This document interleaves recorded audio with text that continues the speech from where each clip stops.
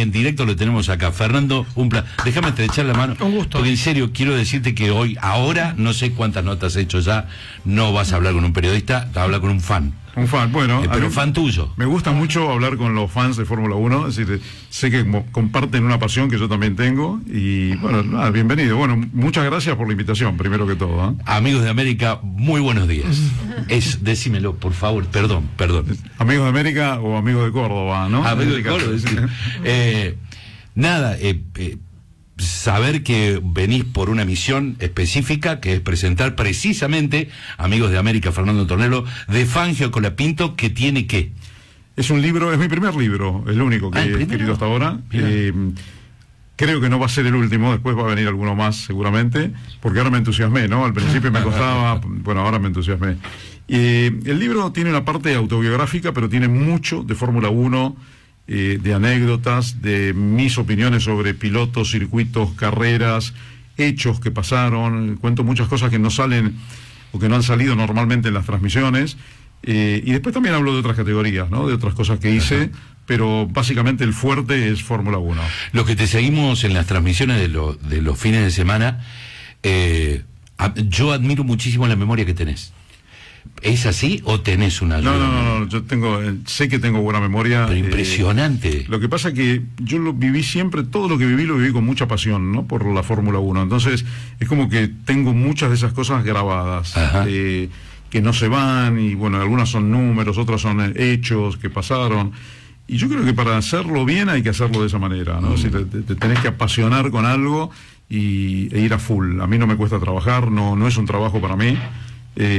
¿Lo disfrutás? Lo disfruto, sí, permanentemente, mucho. Sí. Fernando, ¿y cuando arrancaste tu vida era apuntado a esto o ibas por otro lado? No, yo arranqué, mira, yo primero me gustaba ser periodista, es decir, yo creo que a los 10 años empecé a ser periodista porque vivía en un pueblo de Mendoza. Yo soy de Buenos Aires, pero mi padre era mendocino, entonces vivía en un pueblo de Mendoza que se llama Palmira, que ahora es ciudad. Palmira. Y el kiosquero, el kiosquero más importante del pueblo era vecino mío. Sí. El kiosco estaba a una cuadra. Como yo, a los 10 años no podía comprar ninguna revista, no tenía ni una moneda. El kiosquero me prestaba las revistas. Yo me leía todas las notas. ¿La Corsa? No, Corsa no estaba todavía. Era el gráfico, goles, y el gráfico tenía unos periodistas extraordinarios que yo aprendí.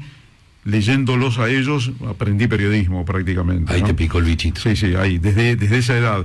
Bueno, después, más adelante, ya fui a estudiar al Círculo de Periodistas Deportivos, entré a trabajar en Campeones con Legnani, y a partir de ahí, bueno, toda la carrera que siguió. ¿Y siempre con los fierros?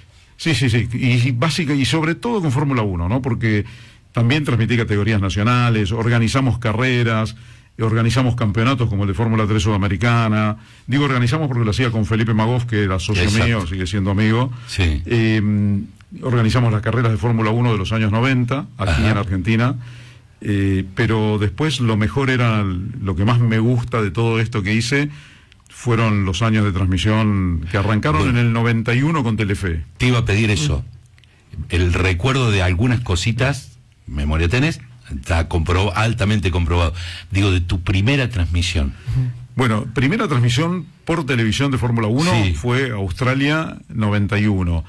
Que ahí habíamos tomado los derechos, ¿no? Ese año fuimos a Sudáfrica, en el 92 arrancamos después a viajar, fuimos a Sudáfrica, y ahí arrancamos con todas las carreras. Telefe armó un negocio que no lo manejábamos nosotros, lo manejaban ellos, con los cables del interior, que en aquella época eran todavía cables independientes. Después los canales empezaron a comprarlos. Exacto. Y bueno, tenía 770 cables que compraban la transmisión de automovilismo de Telefe. Había más cables que compraban la transmisión la programación de automovilismo que nosotros generábamos, que la propia programación del canal, que eran 700, y nosotros 770. Australia, y contame quién, bueno, Ayrton en su mejor época. Sí, 91 fue el año del último campeonato de Ayrton, ¿no? Es decir, Ayrton con McLaren. Con McLaren, efectivamente.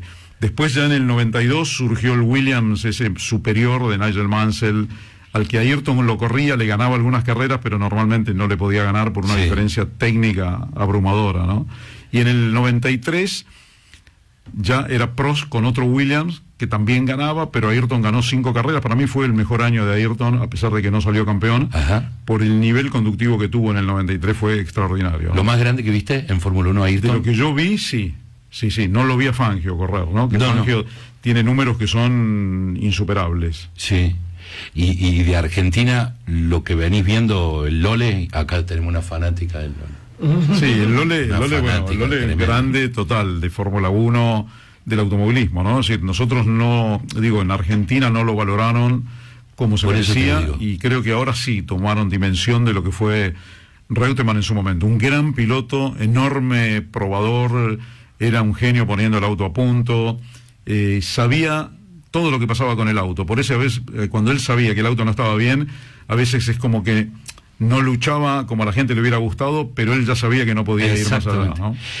Fernando, no sé, a ver, esto te lo digo como uno que siguió desde muy chiquito, blanco y negro, televisión blanco y negro, y yo viendo Fórmula 1 con mi abuelo. Pero digo, sentimos, lo digo personalmente a esto, no sé vos, sentimos como una invasión cuando apareció Colapinto. Porque aparecieron muchos con esa idiosincrasia argentina. Los mismos que critican a Messi, que después lo amaban. Los mismos que criticaron a Scaloni, que después lo amaron. En todos somos así, muy pasionales. Pero primero, hasta que no te traen la copa, te pegan. No, es como que no sos bueno hasta que no ganás algo. Exacto. Y la realidad, sentiste a eso que mucho que no veía la fórmula, cosa que está muy bueno, que miren mucho fórmula. Y yo digo, bienvenidos los nuevos seguidores de la Fórmula 1, los jóvenes, los chicos, las chicas que se metieron a full con la Fórmula 1. Lo que ocurre es que tampoco podés llegar pensando que Colapinto los va a arrasar y les va a ganar a todos, porque Colapinto es un chico muy inteligente, con mucho talento, pero que está en una etapa de formación y de aprendizaje que no puede evitar, nadie la puede evitar. Verstappen, cuando llegó a la Fórmula 1, rompió varios autos, hasta que ahora es el gran campeón. Y el Crashtappen. Claro, le decían Crashtappen, claro. Pero entonces, nosotros, en esa burbuja exitista a la que vos hacías referencia, que yo combatí bastante también, diciéndole a la gente que no debería ser de esa manera, pero bueno, la gente tenía ganas de festejar. Yo creo que esto viene atado a lo del Mundial de Fútbol de Qatar, del 2022. La gente ganó con Argentina, empujó a Argentina, pero en Fórmula 1 no funciona así, de esa manera. Claro. En Fórmula 1 es tecnología, y cuando el piloto se sienta en el auto, no escucha a la gente, hay tribuna, pero no se escucha a la gente. El auto puede tener un rendimiento hasta cierto punto, de acuerdo a la parte tecnológica, cómo funcione. Lo principal es aprender. Ese es un aprendizaje importante para cuando uno esté en un buen equipo, ¿no? Perdón, te quité el lugar de periodista deportivo, Fede, ¿sabes? Sí, bueno. Soy un fan. El gusto de saludarlo, Fernando, nomás. Le quería preguntar a ustedes que en el caso de Omar y demás, ¿por qué Argentina es tan fierrero, no? Uno habla del fútbol y demás, seguramente tuvo referentes increíbles como Fangio y el Lole, pero por ahí no hace falta un referente, en el caso de Omar, argentino, para seguirlo todos los domingos. Es que es cultural el tema en Argentina. Es decir, yo me acuerdo que mis tíos, mi padre, todos hablaban de Fangio, yo no lo vi correr. Nosotros hablamos de Reutemann, los chicos crecieron con eso. Después de Reutemann vinieron otros pilotos. Cuando no había pilotos seguían con la Fórmula 1, ahora está Colapinto. Entonces, yo creo que es un tema cultural. La Argentina, Fangio fue campeón mundial 5 veces en la década del 50. Estamos hablando de 70 años para atrás. Todos crecimos más o menos con algo relacionado con la Fórmula 1, ¿no? Creo que después del fútbol, claramente es el segundo deporte en el país. Y en movimiento de gente, sí. También, sí. Hace poquito se vio una jornada histórica de 3 días o 4 en el Cabalén. Fue una locura. Lo leí eso también. Bueno, yo creo que todas las categorías funcionan. Fíjense la cantidad de autos que hay en todas las categorías. Sí. En todas, nacionales, provinciales, regionales, cantidad enorme de participantes. Chicos en el karting que también están intentando avanzar, chicos chiquitos, ¿no? De 8 años y menos. Yo creo que es un tema cultural argentino ese. Pepe, ahí tenés uno de los que habla gratuitamente de Colapinto. Sí, discutimos mucho con él todos los días. Es más, ¿cómo le decís a Colapinto? Decíselo a Fernando. Franco. No, le decís Choca-Pinto. Decíselo a Fernando. Basta. No, Chano Pinto también le decís. Dale. Sí, yo no soy un afecto. Me levanto ahora y veo las pruebas de clasificación, las que no se computan, las que se computan y la carrera. Pero quería preguntarte esto, Fernando. Digo, porque, y hablando en serio, uno lo ve de afuera. ¿Ves? Cuando se siente el piloto, 2 horas de carrera y se terminó. Digo, la exigencia es más que la de un futbolista, por ejemplo. Sí, yo creo que sí. La preparación. Con respeto para los futbolistas que entrenan, sí, pero la preparación de un piloto de Fórmula 1, primero que es un entrenamiento totalmente diferente. No es el mismo entrenamiento de los futbolistas, ¿no? Es decir, acá hay que entrenar y fortalecer el cuello, los brazos. Mira. Los pilotos hablan que con 2 horas de carrera, si los brazos no están bien entrenados, se le caen los brazos, no puede manejar. El cuello con la fuerza G en una curva, con el casco que también pesa, es como que se te va la cabeza para un costado si el cuello no tiene la suficiente fuerza para eso. Entonces, el entrenamiento es muy diferente al del futbolista, no tiene nada que ver. Y la concentración. La concentración es enorme porque además hay otro tema, está en juego la vida del piloto. Claro. En un accidente o puede lastimarse, el futbolista también se puede lastimar en una jugada. En un choque, pisar mal, pero acá es un accidente que puede estar en la vida. Sí, bueno, ha habido muchísimos accidentes y lamentablemente en otras décadas morían muchos pilotos por año, ¿no? Sí. Es decir, ahora está mucho mejor la seguridad en los autos, en la ropa, en los circuitos. Yo creo que avanzó muchísimo y gracias a la FIA, a la Federación Internacional. Y la presión misma psicológicamente para el piloto debe ser muy intensa, ¿no? Sí. Bueno, estos chicos como Franco, digo, son varios, ¿no? Porque Franco, Oliver Berman, Bortoleto, Hadjar, Lawson, un montón de chicos que llegaron en los últimos meses a la Fórmula 1 están sufriendo esa presión. Primero que se tienen que adaptar al auto, a la categoría, tienen que aprender, tienen que tratar de sumar puntos para equipos que están necesitados de puntos. Entonces creo que a veces es demasiado para los chicos. Franco acaba de cumplir 22 años. Claro. Antonelli, que corre en Mercedes, tiene 18. Berman tiene 19. Bortoleto creo que tiene 20 o 21, entonces son muy jovencitos. Uno los trata como si fueran veteranos, pero ellos necesitan mucho apoyo también. En esta era de la comunicación instantánea, de tanta red, viste que la intensidad es la que vale y compiten por los likes y cuántas cosas ven, uno nota que se intensifican las noticias de Colapinto. A cada rato aparecen cosas. Hoy vi una noticia, perdón, estúpida, no quiero ponerle otro nombre. Franco Colapinto correrá en la pista que más le gusta a Brad Pitt. Y yo, viste, Fernando, yo nada que ver digo, con nada, pero claro. Bueno, no quiero ser, soy bastante boca sucia, pero digo, ¿cuánto? Porque vos ves, más allá de que estés conectado mucho con la Fórmula, seguramente vos ves la intensidad y los títulos que genera Colapinto.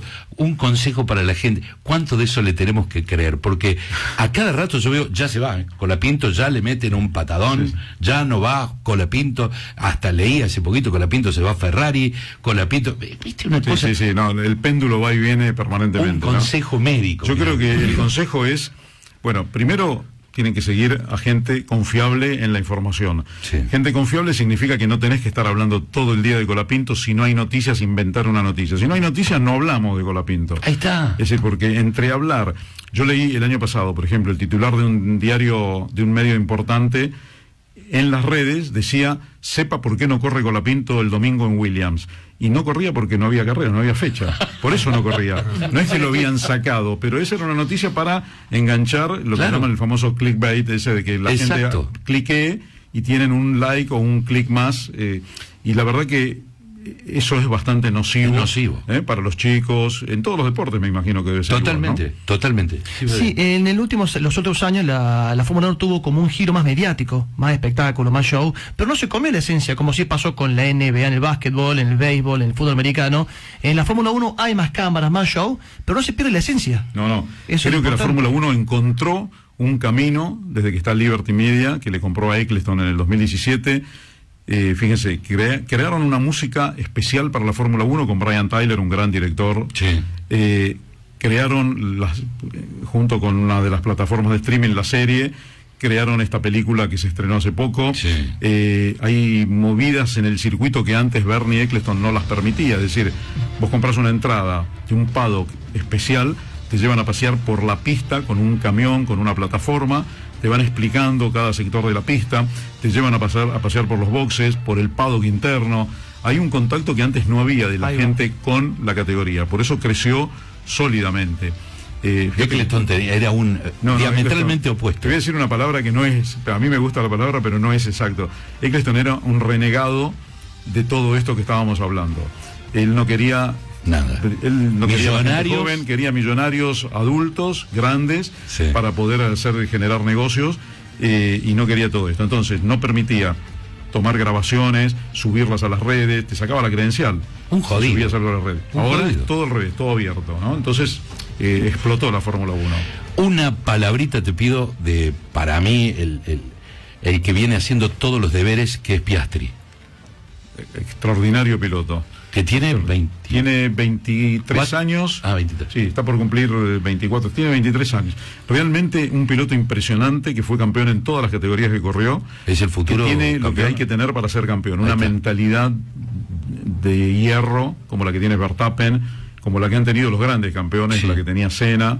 Eso lo tiene Piastri también. A Piastri a lo mejor es campeón este año, a lo mejor no, a lo mejor es el año próximo, pero realmente tiene un talento impresionante. Bien, ¿y qué podemos esperar de Franco en lo que queda de este campeonato? Hay que esperarlo, es decir, lo que hay que hacer es esperarlo, es decir, que siga aprendiendo, que se enfoque como está enfocado ahora con los ingenieros, con el equipo. Yo digo siempre menos mate y termo y más conversaciones con los ingenieros, a pesar de que no son incompatibles, pero es una figura que quiero crear, ¿no? Que no se dedique tanto al entorno, sino a enfocarse con quien se tiene que enfocar, que es el ingeniero, para seguir aprendiendo, cosa que él viene haciendo. Bien. Lo que ocurre es que este año no tiene un auto como, por ejemplo, el Williams del año pasado le permitía tener algunas actuaciones en las que llegaba a los puntos. Ahora está más complicado, ¿no? Bien. Bueno, Fernando, te agradecemos. ¿Querés escuchar un par de mensajes? Porque te quieren mucho en Córdoba, Fer. Ahí tenés los auriculares si querés. A ver, dale. Ponelo, dale. Omar, pregúntale a Tornelo, porque fueron con Felipe Mago los que organizaron el Campeonato Mundial de Karting que se corrió en Córdoba, en sociedad también con Raúl Beresivas. Se debe recordar en el año 1994 el Campeonato Mundial de Karting que se hizo acá en el Parque San Martín. Sí, el que lo organizó en realidad fue Raúl Beresivas, ¿no? Nosotros televisamos la carrera por Telefe en aquel momento. En ese campeonato mundial corrió Jarno Trulli, que después fue un muy buen piloto de Fórmula 1, ganó una carrera en Mónaco en el año 2004, 10 años después de este campeonato del 94 de karting aquí en Córdoba. Pero el organizador fue Raúl Beresivas, todos los méritos, fue muy bien organizado, son de él. Qué grande Tornelo, una de las personas que más sabe, si no es la que más sabe de Fórmula 1 en Argentina. Un crack. Si tuviera tiempo me iría a sacar una foto con él. Gonzalo del Cerro. Bueno, muchas gracias. Muy amable. La gente es muy amable, muy amable en general. Te quieren un montón. Sí. Excelente invitado, la voz de la Fórmula 1, genio, dice Roxana. Gracias por llevar a Fernando Tornelo. Hoy voy al ACA para que me firme el libro. Claro, dice, que saludos cordiales, dice Freddy de Malagueño. ¿A qué hora es lo del ACA? A las 18:30. Bien. Hola chicos, mis siesteros, querido Fernando, ¿cuántos recuerdos? Tengo 62 y te sigo desde Ruedas por Excelsior. Wow. Debo ser el único que los escuchaba desde Córdoba, vos, Miranda, Carbia, etcétera. Abrazo Fierrero, dice Jorge de Providencia. Bueno, Jorge, sí, lo hice. Yo estuve en Ruedas, es un programa que hacíamos justamente con Ernesto Testa, con Néstor Carbia, con Oscar Miranda, desde el 80 al 86, estamos hablando de 40, 45 años atrás, ¿no? Es decir, pero nos divertíamos mucho haciendo un programa muy en serio. Y cubríamos las carreras que en aquel momento se realizaban por la tarde, porque Alcides Reyes era el organizador de varios campeonatos, TC2000, Fórmula 2 Codasur, y corrían por la tarde. Entonces las radios de Buenos Aires no podían transmitían a la mañana, pero no había carreras, y a la tarde había fútbol. Y nosotros con Ruedas, con ese programa, en una radio chiquita, Excelsior en aquel momento, que ahora es la red en Buenos Aires, teníamos un programa y pasábamos todas las notas, hacíamos flashes durante todo el fin de semana, muy lindo. Qué bueno. Y bueno, me alegro que se acuerde, porque la verdad que fue hace mucho tiempo. Qué periodista de automovilismo. Mis respetos a Fernando Tornelo. Un saludo grande. Excelente periodista. Qué maestro Tornelo, Omar. La voz de la F1. No hay otra. Saludos para un grande. Muchas gracias. El gran Fernando Tornelo. Qué maestro. Que cuente la anécdota, quién tiene la gorra azul en el podio cuando subió a Ayrton y se subió Fangio a darle y se bajó a Ayrton porque dijo que nadie puede estar por arriba de Fangio. Bueno, esa gorra azul, ¿quién la tiene? ¿La tenemos? No, yo no la tengo. La gorra fue así. En el podio gana Ayrton en 1993 en San Pablo, una carrera que tuvo lluvia, con un auto inferior, en la lluvia era insuperable y ganó. Sí. Entonces en el podio, la gorra mojada de champán la arroja hacia la gente que estaba abajo del podio y le cae en la mano a Juan Fosaroli, que es compañero mío. Juan, sí. Que en aquel momento era camarógrafo, ahora es periodista, entrevista, es un fenómeno, Juan, divertidísimo. Y le cayó la gorra y Juan la tomó, ok, todo bien, la guardó. Y en una mudanza, muchos años después, la gorra desapareció. Y le preguntó a la señora que trabajaba en su casa, y la señora le dijo, no, era una gorra vieja, la tiré. Una anécdota brutal. ¿no? Es decir que, bueno, yo le había dicho a Juan, el día que no quieras esa gorra, yo estoy primero en la lista, porque era de cena, ¿no? Claro. Pero bueno. La admiración de Ayrton a Fangio era impresionante. Absoluta, total. Mutua era, porque de Fangio a Ayrton también.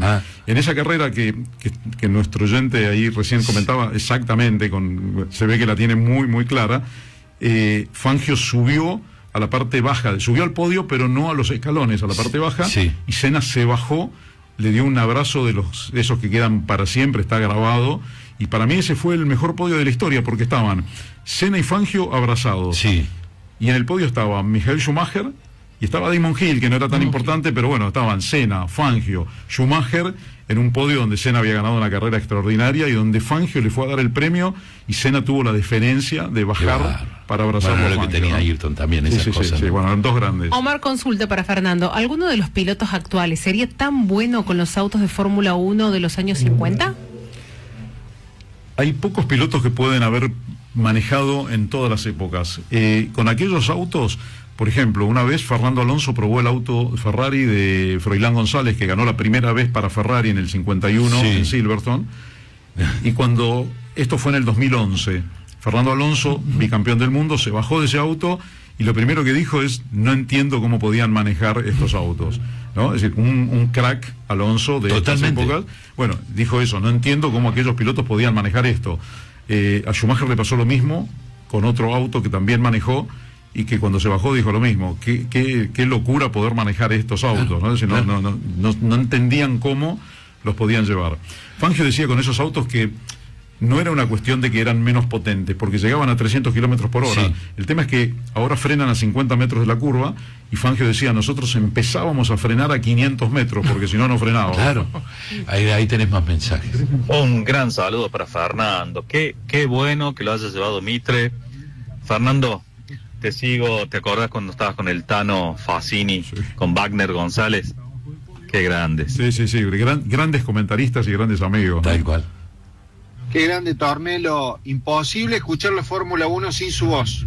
Ya pasó, me invitaron a ver Fórmula 1 a otros lugares y tuve que sacar yo mi tablet y escuchar por Disney. Nos pasa. Muchas gracias. Quiero que lo sepas también, que no se puede escuchar de otra forma. Bueno, Fernando, en serio, un placer enorme. Te agradecemos. Gracias, Laurita. Muchas gracias, Laura, pero también estoy con Laura Cerezo. David Eli, que también estuvo dando vueltas. Laura y David Eli, que armaron toda la presentación de esta noche, son enormes amigos y profesionales, ¿no? Bueno, que no tengamos que esperar el próximo libro para que vengas de nuevo a Córdoba. Bueno, la próxima vez que venga estoy otra vez aquí, con mucho gusto. Un placer, un aplauso para Fernando, que lo remereces.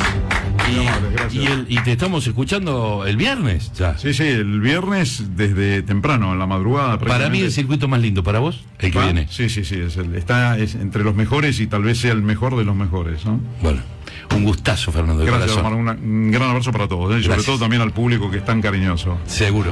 Gracias.